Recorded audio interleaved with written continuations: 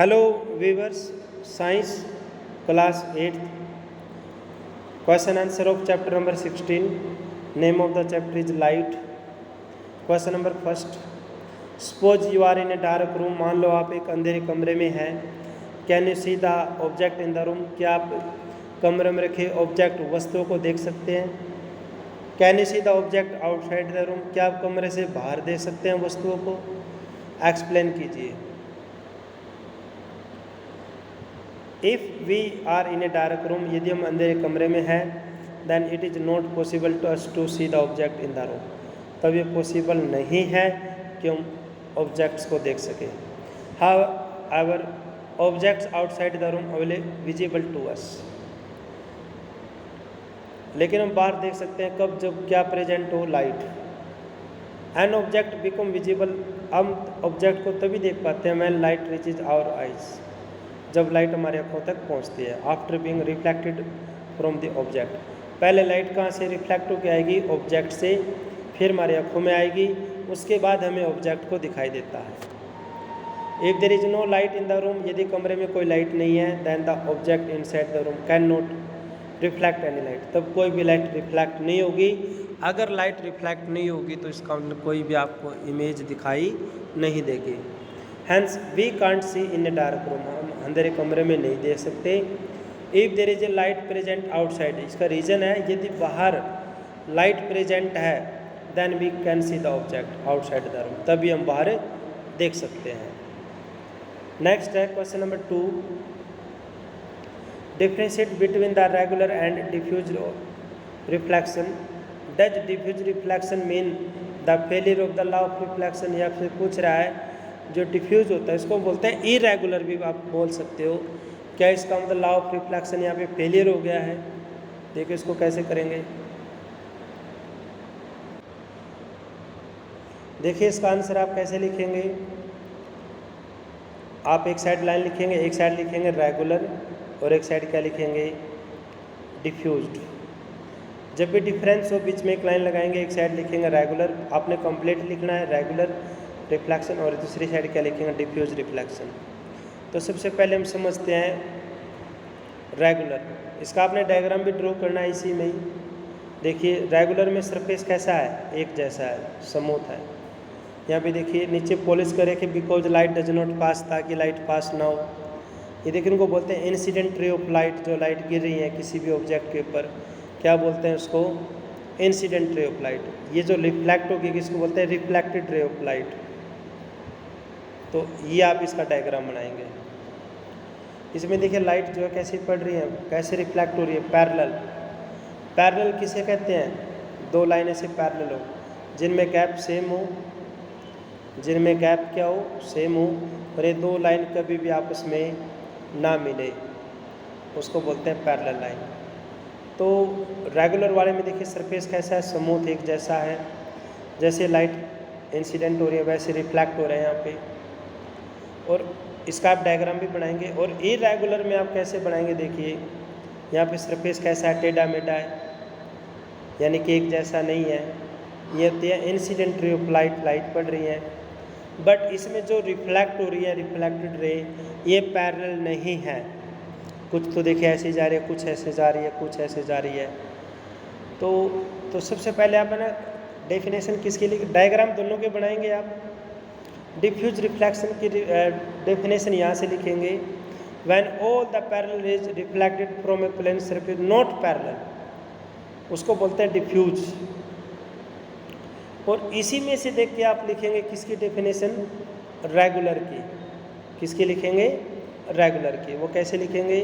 When all the parallel are reflected from a surface are, यहाँ से not हट जाएगा, are parallel to the are, इसको बोल देंगे यहाँ पे क्या बोल देंगे? रेगुलर. इरेगुलर की जगह क्या लिख देंगे? Regular reflection. तो इस तरह इसमें आप याद कर लेंगे. तो ये तो डेफिनेशन किसी इरेगुलर या डिफ्यूज्ड की. अगर आप इसमें नोट हटाते हैं तो डेफिनेशन किसकी बन जाएगी? ये आई आर हटा देंगे, रेगुलर की बन जाएगी. तो आप इसकी डेफिनेशन और इसका डायग्राम दोनों बनाएंगे इसी क्वेश्चन में. नेक्स्ट जो क्वेश्चन आपके पास क्वेश्चन नंबर 5 है, जो state the law of reflection, ये आपने कैसे करना है देखिए। लॉ ऑफ रिफ्लेक्शन, तो सबसे पहले आप ना इसका एक डायग्राम बनाएंगे। क्या बनाएंगे? डायग्राम।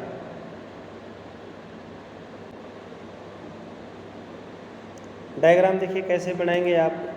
सबसे पहले लाइन ड्रॉ करेंगे, नीचे पॉलिश करेंगे आप, और इसको बोलते हैं इंसिडेंट रे ऑफ लाइट। जिस पॉइंट पे स्ट्राइक, और इसको बोलते हैं पॉइंट ऑफ इंसिडेंस। इससे रिफ्लेक्ट होगी, इसे बोलते हैं रिफ्लेक्टेड रे ऑफ लाइट। यहाँ से आप क्या करेंगे? नॉर्मल ड्रा करेंगे। तो लॉ ऑफ रिफ्लेक्शन में देखिए, ये जो एंगल होता है, ये इसको बोलते हैं एंगल आई, इसको बोलते हैं एंगल आर। ये दोनों एंगल हमेशा इक्वल होंगे। Angle i is equal to angle r. तो सबसे पहला देखो यही लिख रहा है कि फर्स्ट पॉइंट में the angle of reflection is always equal to angle of incidence. Second point, the incident ray, ये कौन सी रे? Incident ray. और नॉर्मल जो आपने बीच में ड्रा किया था, नॉर्मल, और ये रिफ्लेक्टेड रे, ये सारे के सारे एक ही पॉइंट पे होते हैं। इस पॉइंट को बोलते हैं point of incidence. All point are incident at the light the same plane. ये सारे के सारे कहाँ पर होंगे? एक ही जगह पर होंगे। कैसे? ये जो होते हैं इंसिडेंट रे ऑफ लाइट, और ये रिफ्लेक्टेड रे ऑफ लाइट, ये नॉर्मल, ये सब तीनों की तीनों एक ही पॉइंट पे हैं। तो इसको बोलते हैं all lie at one point, that is point of a incidence. अब क्वेश्चन नंबर 2 देखिए, इसमें आपसे पूछा था कि does the law of reflection failure किस केस में? डिफ्यूज, ये बोल देंगे यस, क्योंकि डिफ्यूज रिफ्लेक्शन में angle i not equal to angle r. Angle i is equal to angle r किस केस में होता है? जब सरफेस कैसा हो? रेगुलर हो।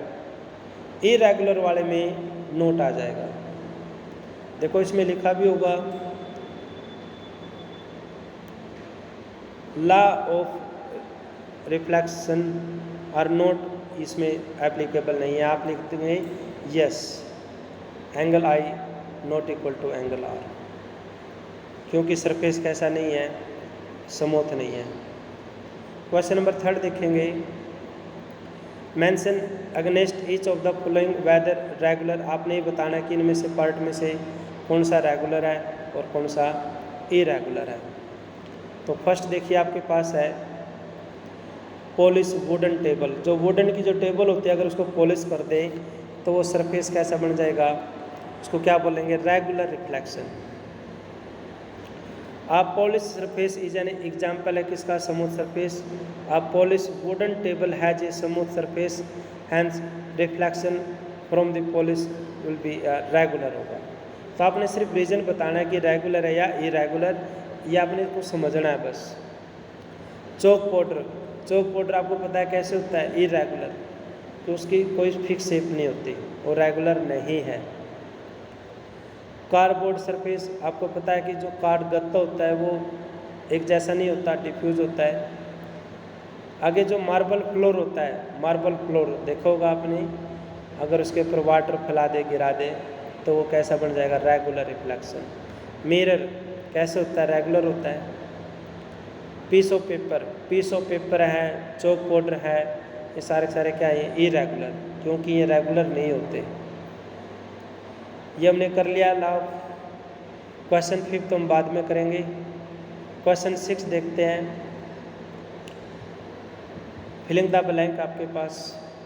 अ person 1 metre front of the plane mirror seems to be 2 metre. इसका इतना ऐड कर देंगे, इतने जो वैल्यू यहाँ गिवन है उतना ही आप ऐड कर देंगे, क्या आ जाएगा? 2 मीटर हो गए।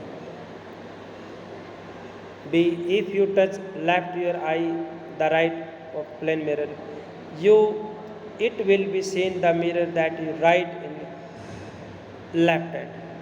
क्या आप इसको कंप्लीट कर लेंगे? The size of the people become large, ये ज़्यादा हो जाएगा कब? जब आप कहाँ पढ़ते हो? डिम लाइट में।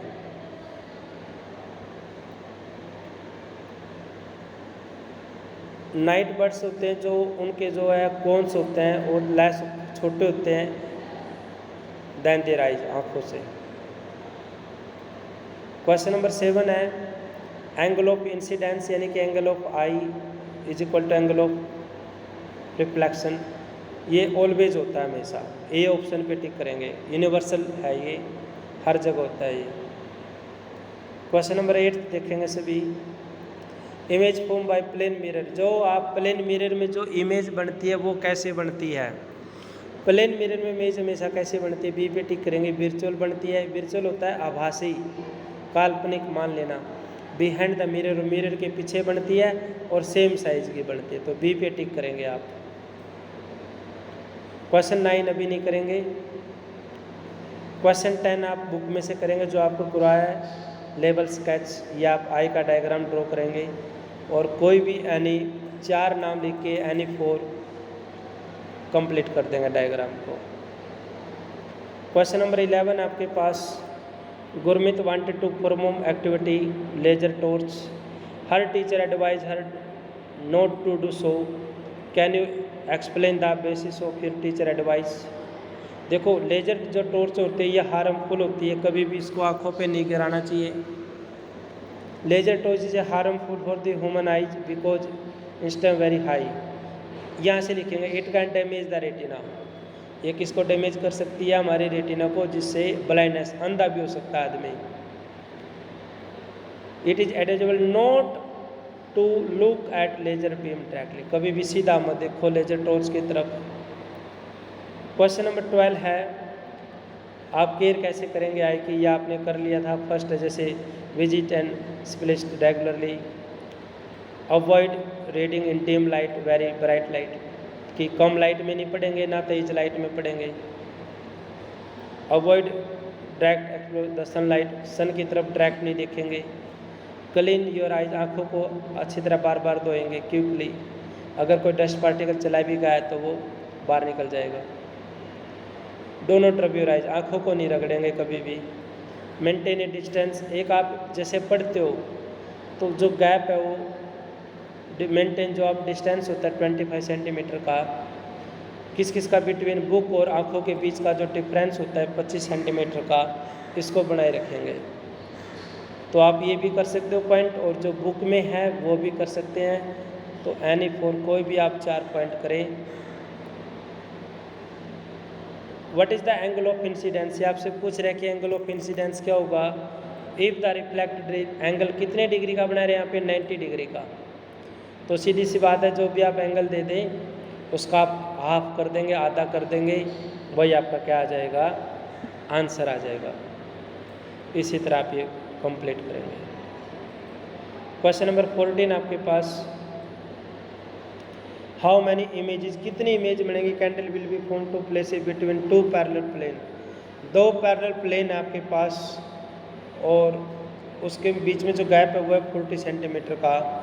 या फिर पूछ रहा है कि हाउ मैनी इमेज, कितनी इमेज बनेंगी, तो इनफाइनाइट इमेज, बस आप इतना ही लिखेंगे, यानी कि आप उस इमेज को गिन नहीं सकते, पता नहीं कितनी इमेज बनेगी, उसको हम बोल देंगे इनफाइनाइट इमेज या मल्टीपल इमेज, बस इतना ही लिखेंगे आप, मल्टीपल इमेज।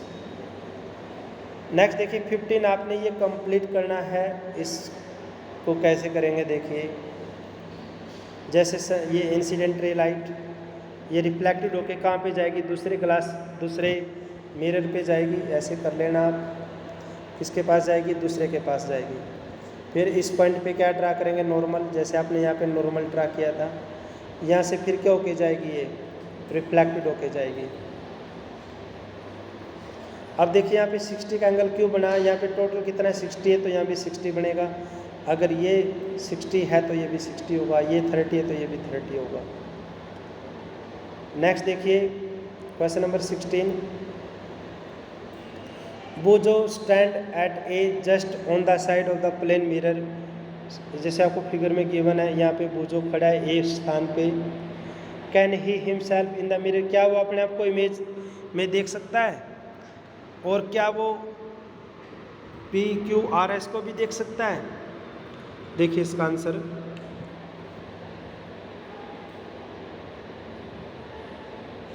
आप प्लेन मिरर में हमेशा कैसी इमेज बनती है, वर्चुअल। वर्चुअल का मतलब होता है आभासी, काल्पनिक, मान लेना, आभासी इमेज। बिहाइंड द मिरर, और मिरर के पीछे बनती है। The image as behind mirror the object in front, जितना ही हम मिरर के पीछे होते हैं इमेज भी उतने ही पीछे बनती है। A can't see his image, A अपने आप को नहीं देख सकता, because the length of the mirror is too, क्योंकि लेंथ जो बहुत ज़्यादा है। He can see the object place P and Q, वह सिर्फ दो को देख सकता है, पी और क्यू को। इसका रीज़न क्या देखिए, क्योंकि पी की इमेज, ए ऑब्जेक्ट यहाँ पे खड़ा है वो जो, तो ऐसे करेंगे आप, तो सिर्फ वो किसको देख सकता है, पी और क्यू को। Can't see the object in front at the point R, R को नहीं देख सकता, वो सिर्फ किसको देख सकता है, पी को और क्यू को। क्वेश्चन नंबर 17 आपके पास, find out the position of the image of the object situated at a plane mirror. सबसे पहले फर्स्ट पार्ट है फाइंड आउट, आपने पोजीशन निकालनी इमेज की। देखो इसको कैसे करेंगे,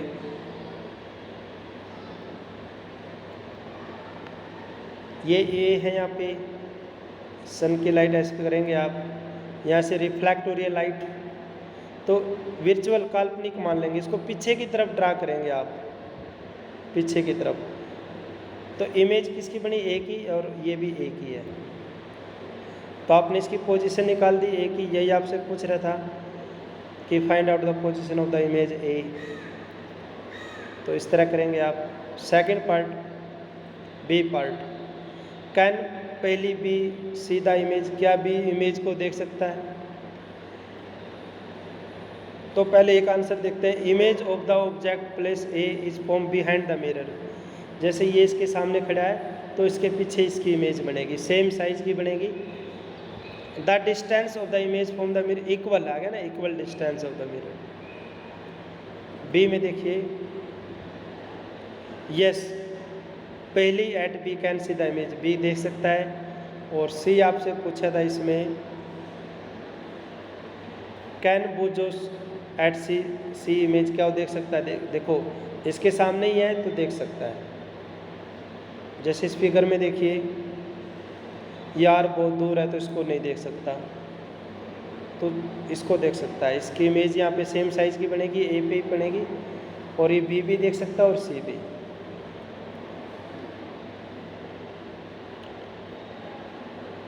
आगे डी देखिए, डी पार्ट में आपसे क्या पूछ रहा है,